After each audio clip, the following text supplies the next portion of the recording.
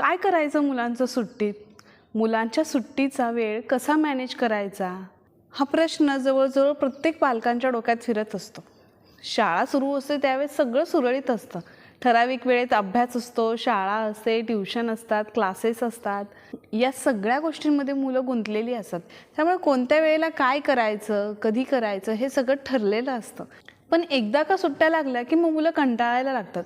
सुरुवातीचे काही दिवस खेळांमध्ये जातात, पण नंतर मग मुलांना कंटाळा यायला लागतो. आई, कंटाळा येतोय, मोबाईल दे ना. आई, बोर होतोय, जरा वेळ मोबाईल घेऊ. असं करत करत मोबाईलची सवय जास्त लागायला लागते. जेवढा केवढा जो स्क्रीन टाईम होता तो दुपटीने तिपटीने वाढायला लागलाय. कारण ती बिचारी मुलं तरी काय करणार हो?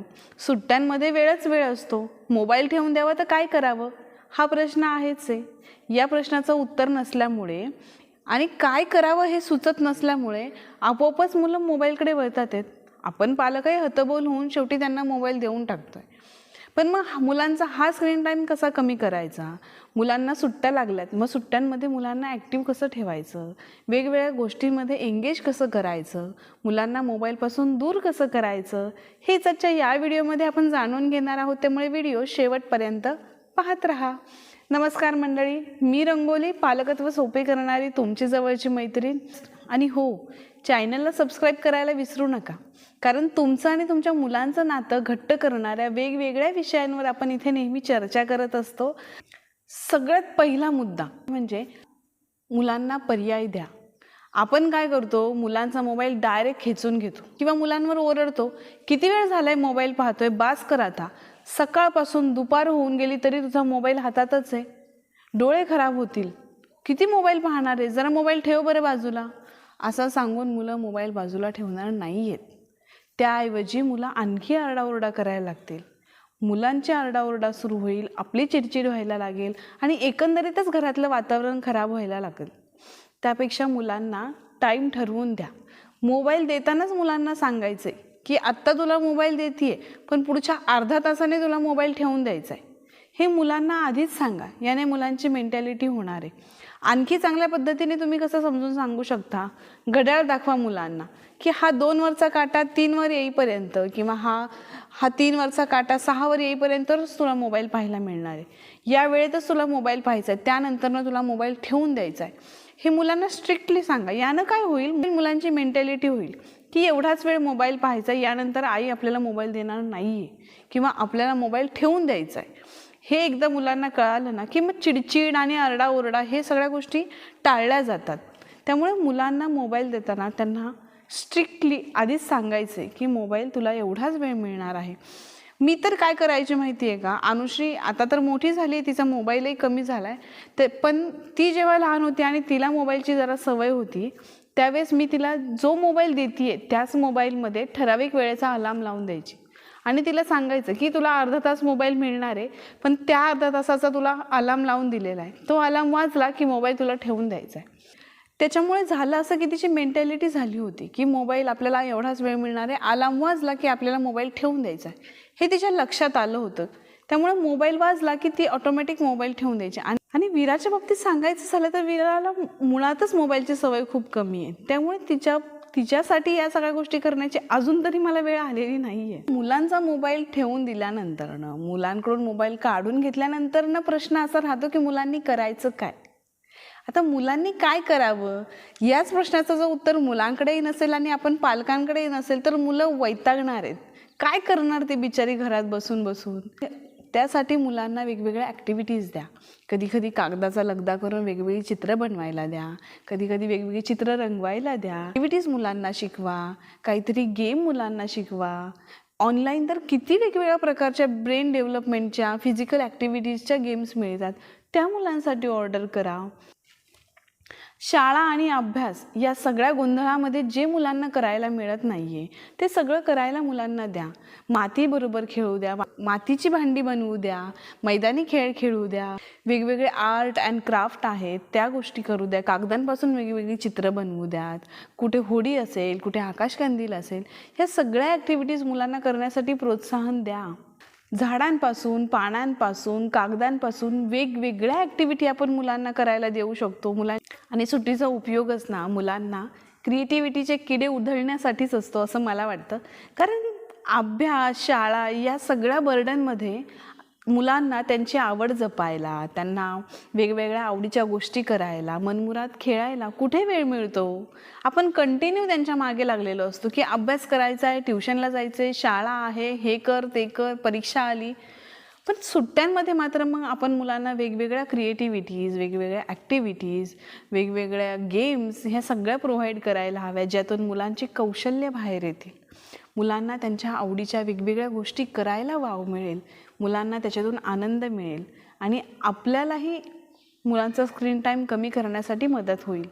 पण त्यासाठी नुसता मोबाईल ठेव म्हणून उपयोग होणार नाही आहे. मोबाईल बाजूला ठेवल्यानंतर ना काय करायचं आहे हे मुलांना सांगणं आणि शिकवणं खूप गरजेचं आहे. आता या सगळ्यातून एवढ्या सगळ्या ॲक्टिव्हिटीज दिल्यात, वेगळ्या सगळ्या तुम्ही गेम्स दिल्यात, एवढ्या सगळ्या गोष्टी काय काय केलं जरी ना तरी मुलांचा पूर्ण मोबाईल बंद नाही होणार आहे. पण शक्य होईल तितका कमी तर आपण करू शकतो ना. संध्याकाळ झाली की तुम्ही मुलांना मैदानी खेळ खेळायला घेऊन जाऊ शकता, बागेमध्ये फिरायला घेऊन जाऊ शकता, कुठेतरी छोट्याशा एखाद्या पार्कमध्ये नेऊ शकता. ते वेगवेगळ्या फिजिकल ॲक्टिव्हिटीज असतील. पुढचा मुद्दा म्हणजे ना काय होतं ॲक्च्युली ना मुलांचं सुट्ट्या लागल्यामुळे कुठल्याच गोष्टीचं रुटीन नसतं, कुठल्या गोष्टीला वेळ ठरलेली नसते. कधीही झोपा, कधीही उठा, रात्री उशिरापर्यंत टी व्ही पहा, सकाळी उशिरा उठा, जेवणाचा वेळ ठरलेला नसतो, कधी झोपण्याचा वेळ ठरलेला नसतो, आंघोळीचा वेळ ठरलेला नसतो, कधी काही करायचं कशाचंच काही ठरलेलं नसतं. त्यामुळं सगळा गोंधळ असतो, सगळ्या गोष्टींची मुलांची आळमडळम चालू असते. काय होतं शाळा सुरू असले की वेळेत शाळा असते, मग ट्युशन असतात, काही वेळेत अभ्यास असतो, हे सगळं मुलांचं ठरलेलं असतं. पण सुट्ट्या लागल्या की सगळ्याचा नुसता गोंधळ असतो. पण माझं असं म्हणणं आहे की सुट्ट्या जरी असल्या ना तरी सुट्ट्यांचं वेगळं का होईना, पण छोटं वेगळं का होईना, पण एक रुटीन मुलांचं तुम्ही फिक्स करणं गरजेचं आहे. त्यामुळे काय होणार आहे, हे रुटीन जे असणार आहे ना हे खूप स्ट्रिक्ट नसायला हवं. याच्यामध्ये तुम्ही अगदी मुलांच्या आवडणाऱ्या गोष्टी जास्त टाका. त्याच्यामध्ये स्क्रीन टाईमही टाकायचा आहे आणि अभ्यासही टाकायचा आहे. काय होतं सुट्ट्यांमध्ये जर पूर्ण अभ्यास बंद केला ना मुलांचा तर मुलं अभ्यासाच्या फ्लोमधून पूर्णच बाजूला जातात. अगदी खूप अभ्यास द्यायचा नाही आहे आपल्याला, पण अभ्यासाच्या व्यतिरिक्त, शाळेच्या व्यतिरिक्त आपण मुलांना काय वेगळं शिकवू शकतो. मग तुम्ही मुलांचे पाढेपाठ करून घेऊ शकता, ॲबॅकसचा क्लास तुम्ही मुलांना लावू शकता, किंवा मग अगदी वेगवेगळ्या ॲक्टिव्हिटीज आहे ज्याच्यामधून ब्रेन डेव्हलपमेंट होऊ शकते. इंग्लिश मिडियमच्या स्कूलमुळे मुलांना बऱ्यापैकी मराठी कमी येत असतं. मराठी अंक, मराठी अक्षरं मुलांना शिकवू शकतात. या गोष्टीसुद्धा मुलांना गरजेच्या आहेतच. ठीक आहे, पुढे जाऊन त्यांना इंग्लिशच खूप महत्त्वाचं असणार आहे, इंग्लिशमध्ये सगळ्या गोष्टी करायच्या आहेत. पण मराठी आपली मातृभाषा आहे आणि ती थोड्याफार प्रमाणात का होईना पण व्यवस्थित येणं गरजेचं आहे ना. काही मुलांना तर अंक आपण काय बोलतोय, 49 म्हणजे काय हे सुद्धा त्यांना कळावं नाही, इथपर्यंत वेळ आली आहे. असं आपल्या मुलांच्या बाबतीत व्हायला नको. त्यामुळे मराठी सुद्धा मुलांना यायला हवं. म्हणून आपण सुट्ट्यांमध्ये मुलांना या गोष्टी शिकवू शकतो ज्या शाळेत कमी शिकवल्या जातात. शाळेमुळे, अभ्यासामुळे ज्या गोष्टींकडे कमी लक्ष दिलं जातं त्या वेगवेगळ्या गोष्टी मुलांना देऊन तुम्ही मुलांचा सर्वांगीण विकास करू शकता. मुलांना वेगवेगळे जनरल नॉलेजचे प्रश्न विचारू शकता, वेगवेगळ्या जनरल नॉलेजच्या गेम तुम्ही मुलांच्या घेऊ शकतात. प्रश्न उत्तरांच्या मार्फत तुम्ही मुलांचं नॉलेज वाढवू शकता. मुलांना वेगवेगळ्या किल्ल्यांवर घेऊन जा, तिथे छत्रपती शिवाजी महाराजांच्या गोष्टी मुलांना सांगा. अशी वेगवेगळी मोठे व्यक्तिमत्व होऊन गेले ज्यांच्या गोष्टी मुलांना माहीतच नाही आहेत. त्यांची वेगवेगळी पुस्तकं मुलांना प्रोव्हाइड करा, मुलांना थोडीशी वाचनाची सवय लावा.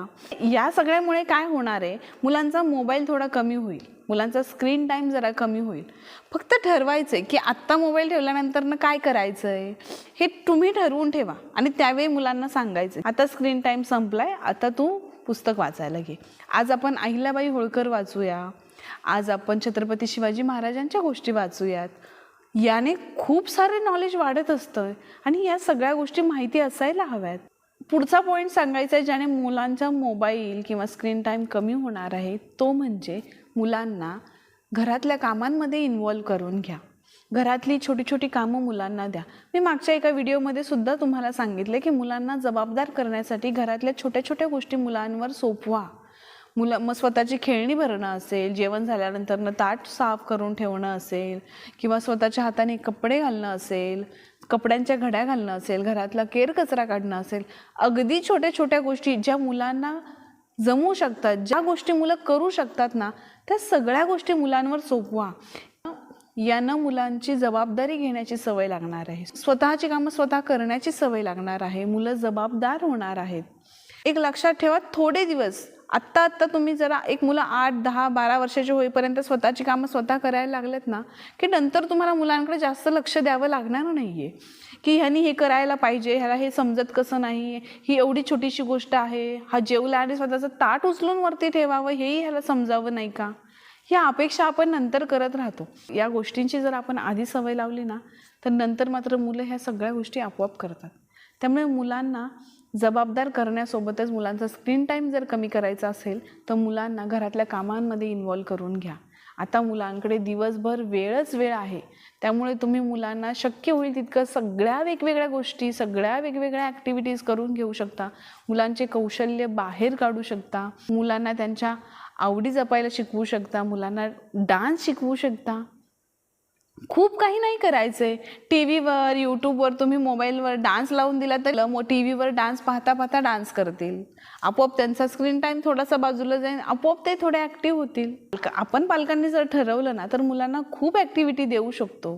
पण काय ॲक्टिव्हिटी देऊ शकतो हे आपण पालकांनी ठरवायचे, मुलांसोबत बोलून ठरवायचे की त्याला काय आवडतंय, त्याला कुठला छंद आहे. एखाद्या मुलाला पेंटिंग आवडत असेल तर त्याला वेगवेगळ्या प्रकारचे पेंटिंग्स करायला द्या, वेगवेगळे ड्रॉइंगची बुक्स आणा, वेगवेगळे कलर्स आणा, ब्रशेस आणा. याने त्यांना आणखी मोटिवेशन मिळणार आहे, याने ते आणखी उत्साहाने पेंटिंग करायला घेणार आहेत.